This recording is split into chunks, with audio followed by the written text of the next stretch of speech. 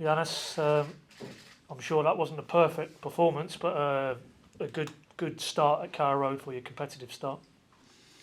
Yeah, it was mainly because of the 4 goals, which I think one for one was beautiful goals, and also goals like we hopefully can score plenty of in this season and going forward, because it was goals where more or less every player on the pitch was involved, and we played with flow and rhythm and good positions and movements in front of the ball, which is important for the way that we want to play. So especially these 4 moments. Yeah, and would I be right in saying the second goal particularly, is that what you're all about? You know, Jayden Warner, he's under pressure, there's a press there, he played through it, and then the interplay thereafter, and Onel finishes it. Is that essentially, if you could boil it down, that's what you're trying to get into this close? Yeah, it is, and we have to understand that that's what we train every day. That these situations where the opposition they step up and they put us under pressure, maximum pressure, it's actually a good situation for us because it takes 1, 2, 3 good passes, and then we can create situations like we did. Of course, everything needs to be close to perfect. Delivery of the ball, timing in the movement, and so on. But it was a brilliant cross from Jack at the end, and a good finish from O'Neill. Clearly, yeah, that's the positive and progress in the cup. But defensively, the 2 set pieces, I mean, that would frustrate you, I guess. Yeah. That's why. It's a hard time for me to go to sleep tonight, I think, because of these goals. Because we should never concede goals like this, and we should never. With all respect to Stevenage, because I think they did well and they gave it a shot today, but it was not an even game. It was a game where we should be more dominant, and I think we were in terms of the chances we created, in terms of the goals we scored. But just some sloppy defending and giving away too many fouls created this game picture where they had the chance to get back into the game, and we should avoid that. We should not allow that. I mean, we have spoken of it. Bear in mind, it was pre-season. It's not the be-all and end-all. But those set-piece concessions, did that just work on the training pitch, understanding everybody's roles, responsibility? Yeah, it is. And to be fair again, we don't have a culture where we blame. So it's me, it's the coaches, it's the players where we have to be better, and we have to make sure that everything we do going forward with these situations, we have to be even more into details. We have to be better collectively. We have to be better individually, so we can solve these situations. It will happen in games going forward that we concede situations like this, but it should not be 2 goals conceded. Onel Hernandez, central striker. I mean, by all accounts, that's his first 2 goals here at Carrow Road in 5 years. What did you see tonight that felt you could do that role for you? I think sometimes when you play against teams where they try to step up, where they try to put you under pressure on the ball, that if you have some pace in central, then you can create some moments of the game where you can be first on these square passes in, on these crossing situations, but also have to move a little bit around the central defenders to see if we can drag them away from their positions. And for that you need some pace up front, and I think O'Neill he did very well in terms of that. And particularly as well, the fact that he, just purely team selection wise, you didn't feel you needed him at Oxford, but to show the attitude to come in tonight and put a marker down, that's what you want. Yeah, and we should not talk about me, because it's purely on O'Neill. That's how you show a coach and most important your teammates that you're ready to perform for this team and for this club. So it's only praise to this guy, because it's never a good message to get that you're not a part of the team in the first game of the season. But there's only one way to respond. Another impressive debut from a Mankwa Forsen, home debut. You can see the fans have already taken him to their hearts, really. The ovation he got when he came off. You must be delighted how quickly he seems to have settled. Definitely. I think we spoke about before the game that for him it was just to show the attitude he came on with in Oxford the other day. Show that quick feet, show that these counter-pressing situations where he can get the ball back and he can get out of situations where you think that, okay, this is not possible. And then I think that people will embrace a player like him, because he gives everything he has every time he's performing, and he's more or less just asking to play even more games and more minutes. So a great attitude, and that's what we see at the moment.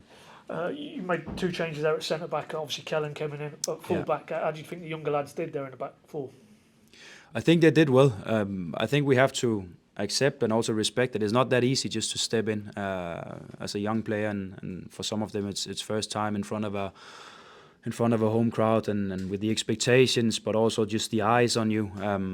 So I think they did well, because that's what it's all about. That's to show what you can do, and also to play with that attitude. Of course, there will be mistakes. There will be that also in the future, but it's how you respond to this and what you give to the team, and I think they did well. I just want to get your thoughts on Abu Kamara as well. Got his goal tonight. You know, he looked like, you know, he was on the cusp of and involved in a lot of the play. Clearly a player you like, clearly a player you feel could be part of it moving forward here. He is, and he can contribute with especially his quick feet up front, but also his good finishing qualities, and he's improving in linking up with the other players, like we saw with the second goal that he's hugely involved in as well. So definitely there's competition, and what we as a coaching team needs to make sure of is that we create a pathway for some of these younger guys, because there's potential, but we also have to respect that it will not be perfect, and it will not be from day one that we can sit back and say, okay, it was just exactly how we wanted it. There will be ups and downs, and unfortunately today was more about the ups. Yeah, it certainly was. Just obviously one or two not involved tonight. Just Cordoba, Crescenti, too soon tonight. Where are we for Blackburn, maybe? Definitely my plans for Blackburn, both of them. Sorensen and Fashnak, there was a little report or two that they might be just in a protective boot, both of those. Can you give us an update on that? Yeah, it seems like both of them is out for a little bit longer than we expected. I just still have to get a report from the physios, but it seems like it's not something just a couple of days. It can be maybe a couple of weeks for both of them. Is that just something they did in the Oxford game Saturday?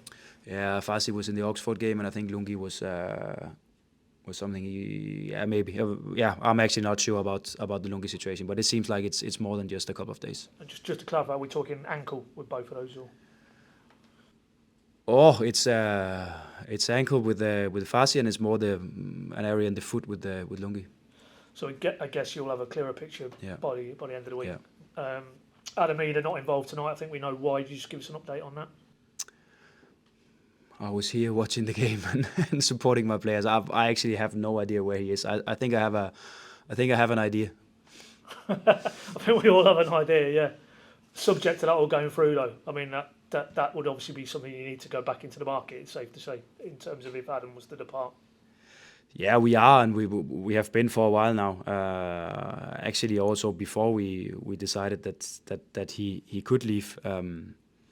Let's see how it turns out. But we are, because we now have a good idea of how the squad is, and also what type of players that we actually need to support this team even better. So we are definitely in the market, and we will be for the rest of the window here.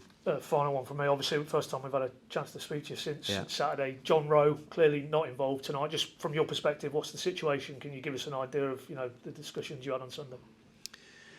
Yeah, after what happened on Saturday, it was an easy decision for me to take, and we've had some conversations about it, and that's how it is. It's a tough decision, and it's tough learning.